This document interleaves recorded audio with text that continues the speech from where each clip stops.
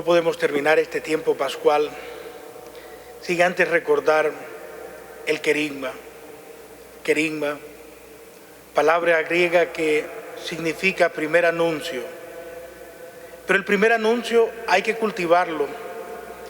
El primer anuncio tiene que motivarnos a ahondar en nuestra relación con Dios, a que nuestra relación con Dios sea cada vez más sólida. Ese es el motivo del juicio de Pablo, que anunciaba el querigma, que anunciaba el primer anuncio, pero invitaba a aquellas comunidades a progresar en su fe, a madurar en la fe, y ese contenido lo encontramos en sus cartas. Pablo les ha anunciado a Cristo, que es el motivo de su acusación, que es lo que le dice Festo a Agripa y a Berenice, que llegan a visitarlo. Festo le dice que tiene un preso, que es Pablo, pero que el motivo de la acusación es que predica a un Cristo que ha muerto, pero que ha resucitado. El contenido de la predicación de Pablo es un Cristo vivo, un Cristo que transforma, un Cristo que nos hace ir madurando en nuestra fe, un Cristo que nos hace irnos comprometiendo, un Cristo que nos hace fuertes ante la tempestad, un Cristo que nos recuerda que no tenemos que tener miedo si Él está con nosotros, si Él va en nuestra barca, si Él camina con nosotros. Ese es el Cristo de Pablo, y es el Cristo que anuncia a Él, y es el Cristo que nos permite ahondar también en el misterio de Dios. En ese Cristo tenemos que vivir, movernos y existir nosotros. Que cada día sea un compromiso más con ese Cristo. El Señor sabe nuestras penas. El Señor sabe de qué materia estamos hechos. Y ante una triple negación de Pedro, hoy encontramos una triple afirmación de Pedro del amor de Dios. El Señor perdona nuestras faltas. El Señor nos mira con misericordia, como ha visto a Pedro el día de hoy, y le ha renovado el compromiso de piedra, de ser fundamento de la fe, de ser el primero entre iguales. Veamos el contexto de este texto. Primeramente, los apóstoles creen que todo ha terminado. Pedro le dice a Santiago y a Juan: vamos a pescar. Recuerden que Pedro, antes de ser llamado por el Señor, era pescador. Y Pedro cree que todo eso de Jesús de Nazaret, en su debilidad humana, ya lo ha negado en el juicio. Cree que todo ha terminado. Al parecer, como que no le han dado todo el crédito a las mujeres. Y se van a pescar, Pedro, Santiago y Juan, pero la pesca es infructífera. Habían bregado toda la noche, es decir, trabajado toda la noche y no habían pescado nada.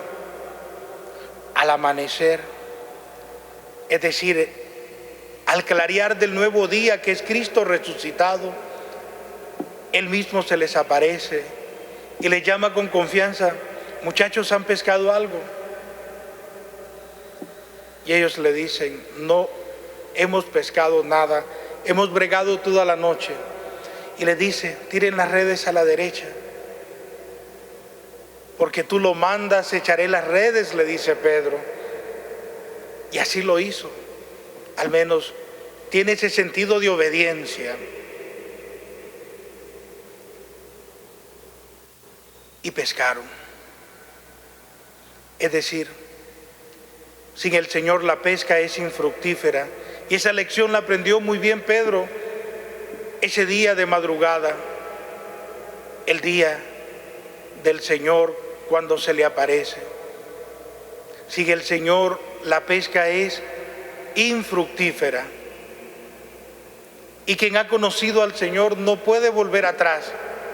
Pedro no podía volver atrás a ser pescador de peces comunes. Ya el Señor lo había marcado. Y Pedro entendió muy bien esto, que él tenía que ser pescador de hombres. Cuando regresan a la orilla, ya el Señor les tiene asados los pescados y vuelve a realizar el gesto del pan. Y en el contexto de la comida lo vuelven a reconocer como nosotros lo reconocemos siempre en cada Eucaristía, porque ahí está presente.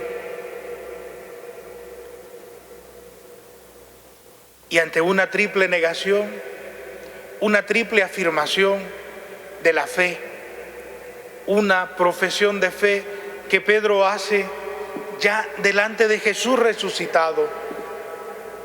Y el Señor concluye diciéndole a Pedro: sígueme.